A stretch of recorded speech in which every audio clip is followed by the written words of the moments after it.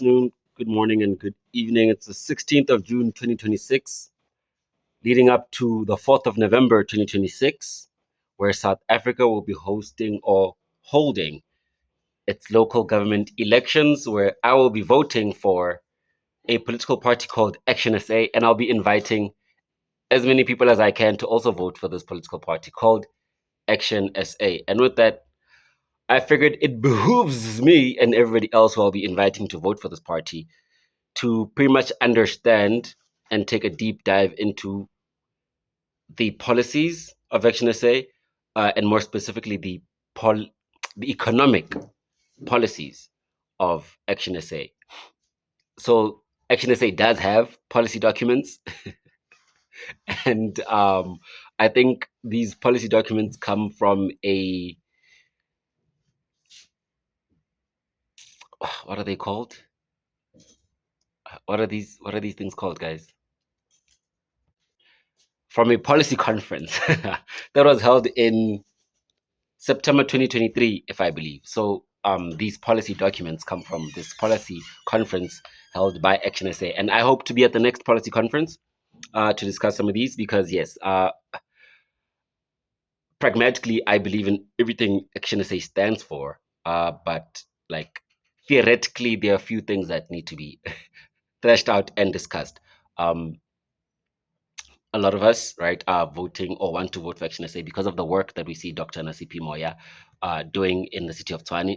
Some have or want to vote because of the work they've seen Herman Mashaba do in the city of Johannesburg, and or some actually say members of parliament. But yes, it is much deeper. There are more things to understand, and with that, here comes a three-part discussion about the economic policies of ActionSA. They're divided into what they call economic prosperity, economic justice, and rural development and trade affairs, or traditional affairs rather. Rural development. So I saw the word development there, and I figured it is important for this economic discussion or economic policy discussion. So the three chapters are economic prosperity, economic justice, and rural development and traditional affairs. So in this part one, we're just going to talk about economic prosperity.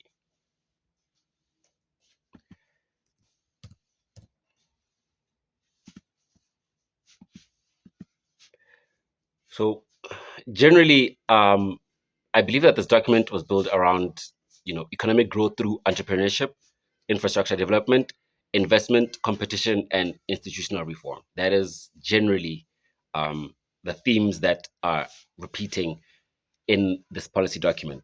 You know, the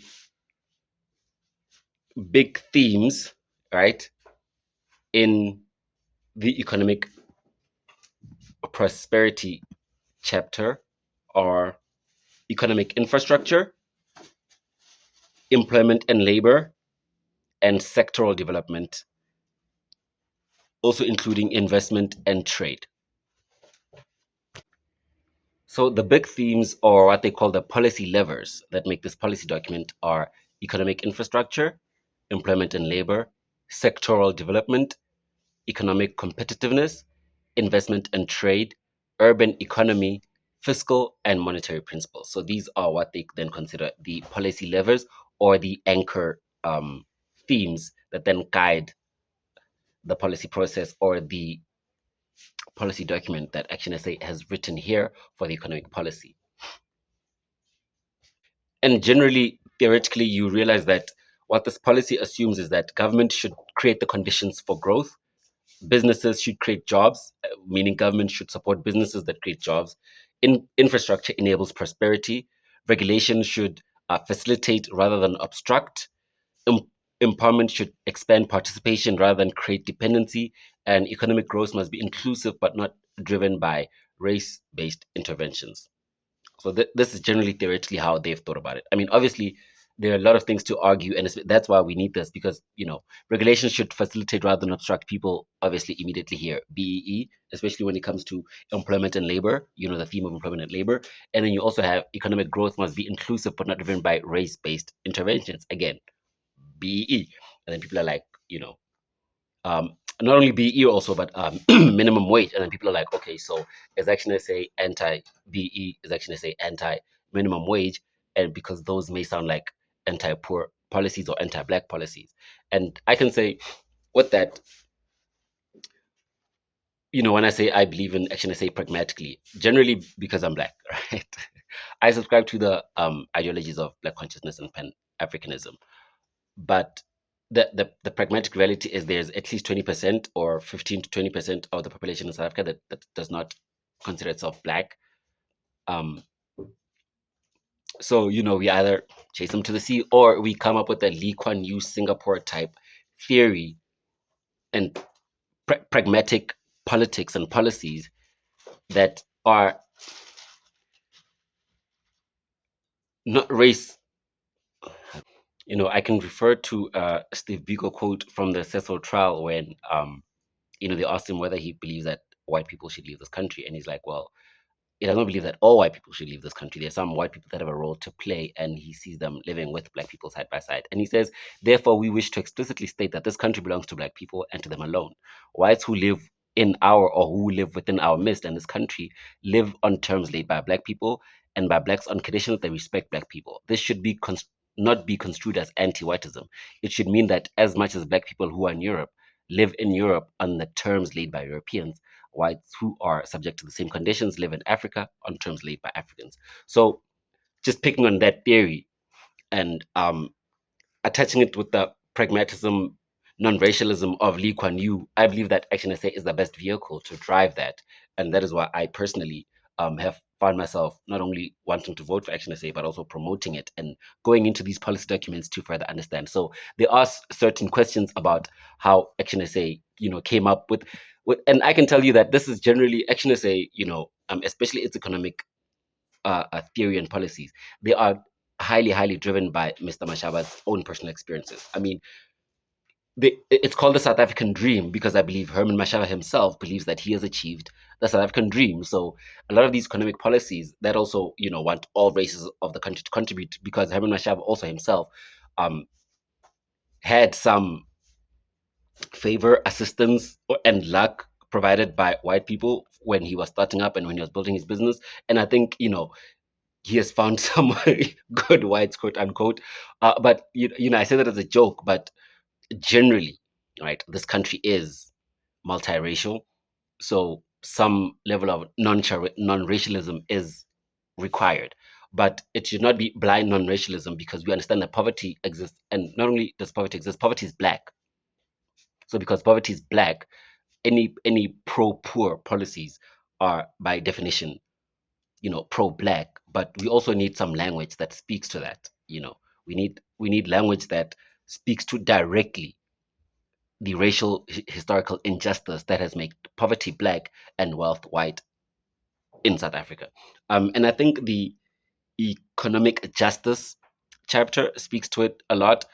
So the economic prosperity doesn't, it touches that a little bit, but it doesn't delve too much into it. And I think the economic justice, hopefully, when we get to chapter 2, speaking about the economic justice, hopefully the economic justice chapter will tell us more about how Mr. Mashawa and ActionSA intend to undo the economic injustices of the past. So the South African dream, again, Herman Mashaba believes that he is living or has lived or has seen a lot of people live, the black people live the South African dream, and he wants that for black people of all races. So he believes that ActionSA represents all South Africans who are determined to set our country free from the restraints of a broken political system and mend our painful past to build an inclusive, prosperous, non-racial, and secure future for all its people. We seek to unite the good, hardworking, law-abiding, community-oriented, and freedom-loving people of our beloved nation behind the project of fixing South Africa. The time for talking is over. To achieve our vision for an inclusive and prosperous South Africa, it is now time for action. That is the general energy and theoretical approach that ActionSA has to its pragmatic implementation of their policies and economic policies specifically. Their vision is for an inclusive and prosperous South Africa. So yeah, there are some of these languages, like inclusive growth, bureaucratic overreach, race-based policies that sound like WEF, IMF. even international race relations language here. But I think it's up to Action SA members and Action SA voters to compete in the arena of ideas and pull and push Action SA into the direction that we believe it'll take the country. But I generally do believe that a non-racial, Lee Kuan Yew type, Herman Mashaba type approach to economics is required, at least currently in the way that South Africa is, and maybe in the future. We can EFF it out. So the economic infrastructure chapter, is very interesting because I think it speaks to exactly the pragmatic leadership we've seen between Dr. Nasipi and Mr. Mashaba in both Tshwane and Joburg. Dr. Nasipi is highly, highly, highly focused in revenue collection and infrastructure fixing and development. Those are the we know her for her revenue collection. And as she says, we need the revenue in order to service our people, right? So whether it's electricity, water, rail, roads, ports, and telecommunications, ActionSA is highly, highly focused on not only making sure that these focus areas work succinctly for society, but also the people that use these services also pay for them, right? And and not in a hysterical neoliberal way, but because we have seen Dr. Nasipi speak a lot about what she calls or what the state calls indigents, which are people that aren't able to pay for services in Tswane. And Tswane has done a lot of work. Dr. Nasipi and the coalition government has done a lot of work to identify, right, and spend money, meaning give free services to children-headed household, pension-headed household, and generally poverty-stricken households that cannot necessarily afford to pay for services. So we are not like necessarily driving people to pay for services, even though they can't afford to pay for services. But if you want to use those services, you better pay for them. And if you can't pay for them, come to the city, come, and uh, the test will be done. And if it's found that if actually effectively cannot, then you'll be waived. So we believe that fixing infrastructure will attract investment, grow business, and then create jobs. We've also seen with the investment conference that Dr. Nasipi had, it was highly, highly, highly infrastructure development focused. A lot of these unused spaces in Tshwane, like airports, like the showgrounds, right? Even the zoo, all of these highly infrastructure, um, even electricity plants, right? She's fixed all of these broken, or all of the burnt, all of the damaged, all of the aged substations, which is to show that electricity, water, railroads, ports, telecommunications, and generally infrastructure development is high, high, high on the list for ActionSA economic infrastructure and the economic prosperity plan. Second, yes, we have employment and labor, and that is where some of these questions come in, right? Uh, when you read it, it reads stable, gainful employment provides the best avenue towards economic prosperity. Our proposals for labor market reform will empower South Africans to utilize their grit, ingenuity, and promise in ways that unlocks prosperity for them and their families. It reads well. It's just not clear enough. I don't think it's specific enough. I can find more about it. Here they speak to amending the Labor Relations Act to reduce the political and economic policy power of trade unions. I personally do not agree with that. I believe that trade unions still play an important role in South Africa. I think they've aged out because of their leadership. So we need younger, fresher blood. But I believe trade unions are an important part of um, not only South Africa's historical labor processes, but even our future labor processes. So, again, that should be debated in the arena of ideas for the next policy conferences. They also speak to reviewing the scarce skill list to ensure it's aligned to economic needs, 100%. Something interesting is to introduce a voluntary national service for all South Africans upon turning 18 to provide work opportunities for all young people. Interesting.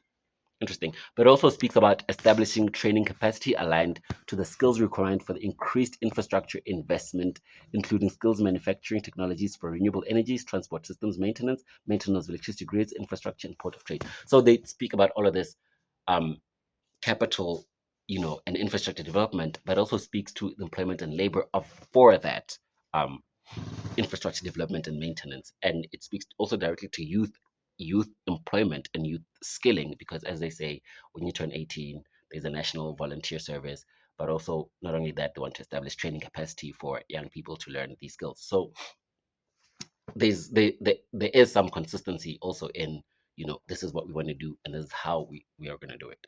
So you can see that some of these policies have been thought out, right? Whether we agree with them or not, you can see that they've generally been thought out.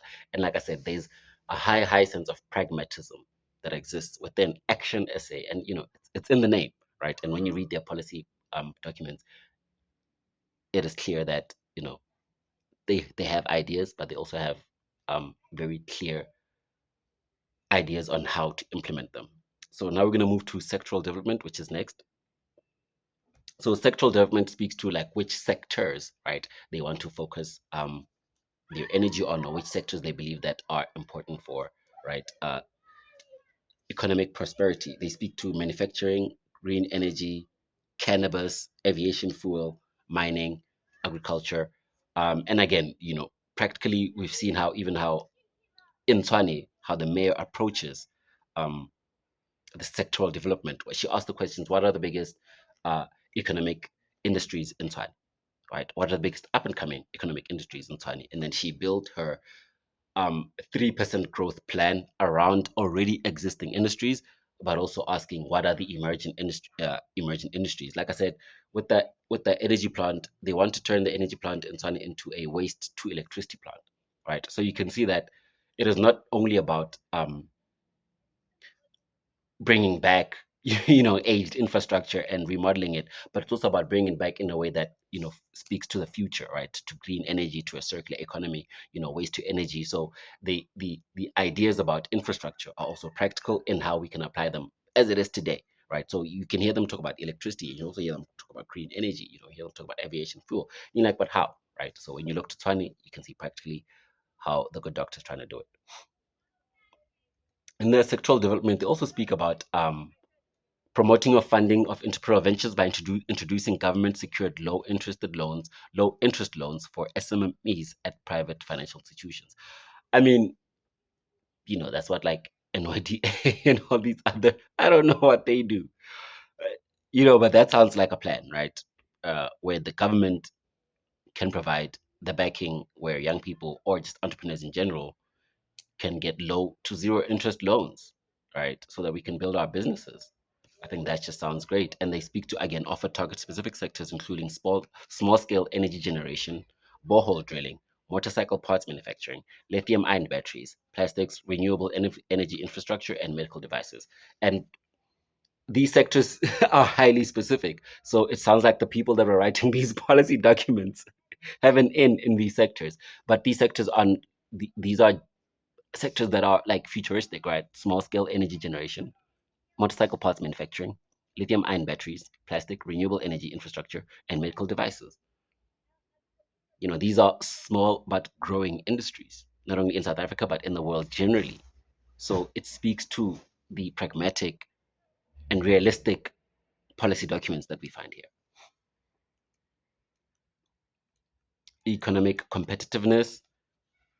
And, a lot of people like myself probably got the attention of receive gave ActionSA our attention when we heard them speak loudly and firmly against illegal immigration in South Africa. But you realize, again, the key word here is illegal immigration. ActionSA is by no means a xenophobic party, because the policy documents speak so much to using policies like the SADC Union and the African Continental Free Trade Agreement to grow South African businesses. So ActionSA is really pragmatic in trying to understand how to use the laws that already exist to benefit, one, South Africans, and two, Africans, because one, we are South Africans, and two, we are Africans. But in a lot of contexts, we are South African before we're Africans. So we have to fix South Africa in order to be able to fix the continent. So utilize SADC and EFTA mechanisms to improve mutually beneficial trade in Southern Africa. Focus on converting raw materials into advanced goods. Speed up the development and adaptation of a 4IR strategy for South Africa to ensure the strategy promotes a just transition to a modernized economy. Investment in trade. Again, Establish special incentive for investment projects that will promote South Africa's performance on the SDG Sustainable Development Goals, including SDG bonds. Harmonize South Africa's trade and tariff policies with sectoral development plans, ensuring that trade mechanisms are complemented by the strategies to boost firm competitiveness. Again, there needs to be clear clear, pragmatic, and understanding of here. These are our plans, but this is how we want to get to them. So they want to harmonize South Africa's trade and tariff policies with the sectoral development plans to ensure that trade mechanisms are complemented by the strategies to boost firm competitiveness.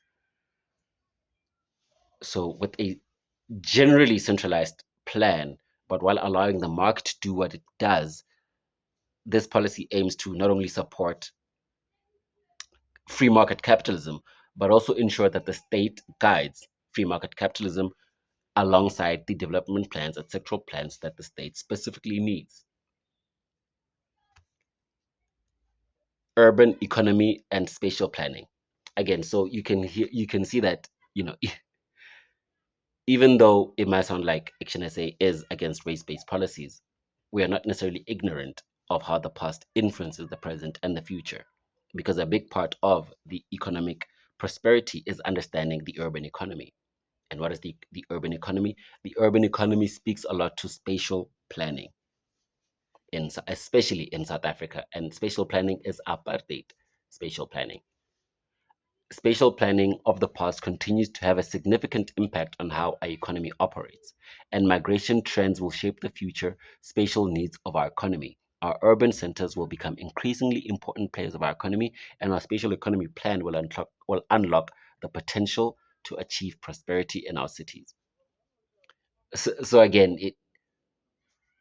understanding race-based policies not as a way to block race-based development, but removing them in a way that deters people from investing. I'm still not against it, but I just want to again match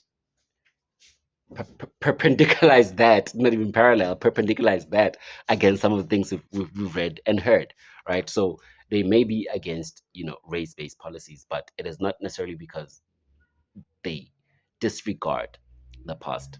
They have other ways to deal with, you know, things like the spatial planning, that completely affects even how the economy of South Africa is developing today and how people live, move, go to work, come back home, work, play, and love generally. So they want to develop a framework of decentralization of powers through assigning or delegating national and provincial powers to metropolitan municipalities and secondary cities to empower municipalities to better comply with their development mandate set out in Section 152 of the Constitution.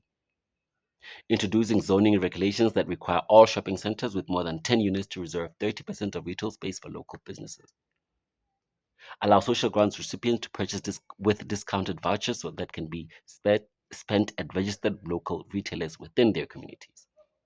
Revise municipal zoning rules to focus on urban densification, encouraging vertical growth to mixed use and high rise structures. Oh, and also in Tshwane, there's a plan to make spaza shops completely South African in the city of Tshwane. So everybody within the city of Tshwane who wants to run and own and manage a spaza shop has to be South African. And that also speaks to the urban planning, urban zoning, and urban spatial development within the economic prosperity plan for ActionSA. Last but not least, we have fiscal and monetary policies. I think this is also a big one. I think a lot of people underestimate and underplay the strength of the the national treasury and the Reserve Bank. I personally believe that it should be a mandate, it should be a law, if we have to put it in the constitution, that the national treasury and the Reserve Bank's mandate is to create jobs and decrease unemployment and poverty. It should be a mandate of the Reserve Bank. It should be a mandate of National Treasury to create jobs and reduce poverty. It should be by law. That is what they do. Okay, and that is not what they do here. What they do in South Africa now is inflation chasing, inflation management. Monetary policy in South Africa today is inflation management. But what we need is job creation and poverty reduction. Those should be the monetary and fiscal policies and principles of the National Treasury and Reserve Bank. Here they say the fiscal and monetary policies that are based on our economic reality is required to create. I'm going to start from the beginning. Fiscal and monetary policies that are based in our economic reality are required to create policy stability and facilitate economic growth. Exactly. We believe in the independence of National Treasury and the Reserve Bank, but our economic decisions will be anchored in core fiscal and monetary policy principles that are aimed at creating access to economic prosperity. That is vague. No, no, no. That are aimed at creating jobs and reducing poverty. That is what the policy principles of the Reserve Bank and the National Treasury should be on paper. That is personally what I believe. So what ActionSA says is that to reform public procurement to solely focus on efficient service delivery rather than economic empowerment mechanisms that encourage entrepreneurship and create dependency on government contracts for financial sustainability. So you can clearly hear that this policy document is a I am Herbert Mashava. I've achieved the South African dream. This is how you can do it. Not like those ANC guys that just want political power to steal. Like that is what I'm getting, and maybe other people can get other things. But like I said, I feel like this is highly, highly informed by Herman Mashava's own business journey, and B, Herman Mashava's disappointments and experiences with the failures of democratic South Africa, and the two can find meaning together. There's nothing wrong with a person saying, hey, I have built successful businesses, this is how we should do it as a country, and B, oh, those guys over there are fucking it up, let's do it this way. I think that those two can find balances, but um I think the limitations again, from relying too highly on personal experience and disappointment is that you know, just because somebody tried something, it didn't work, you think that it doesn't work in general. And I think that is why, ActionSA is anti-BE, because Herman Mashaba has seen what BE has done to the country. But as another person who's also benefited from BE, I've also seen, what BE has done for the country, on a big and small scale. So I think finding again that balance between um language that speaks to specifically empowering Black people, but also finding a non-racial way for everybody to feel that they have the opportunity for opportunity, in this country is amazing. Some people don't feel like they have the opportunity for opportunity. You know what I'm saying? Because of these so-called race-based laws, but that's a lie. So I think the work that needs to be done by Black people, because this is our table and we're inviting our guests onto it, is that we need to clear it up a little bit, and show them that this table that Black people are building um, is sustainable, you know, and the white people already on the table can find you know some space for their plate. You know what I'm saying? Aim to reduce debt servicing cost to zero point 0.5 percentage points below the annual GDP growth at a long term. Introduce target cap of compensation for employees as a percentage of non-interest expenditure at 30%. Prioritize spending to facilitate government development role by reducing expenditure on non-essential services, focusing expenditure on basic service delivery. I mean, yeah, they're still vague and they're still not clear enough for me personally. I like the direction they're going. I think the Reserve Bank and National Treasury need to be challenged, but I think the language being used here is still vague. It needs to be very specific on you need to create jobs and you need to reduce poverty, and this is how. These are the fiscal and monetary principles that I believe the Reserve Bank and the Treasury need to have. And at the next ActionSA policy conference, I will be there to raise them in person. So everybody go on actionsa.org.za, read these up for yourself so that when we vote on November 4th, we all have a clear idea of what we're voting for and who we're voting for, because we will be voting and we will be voting for ActionSA. I'll see you on the next one.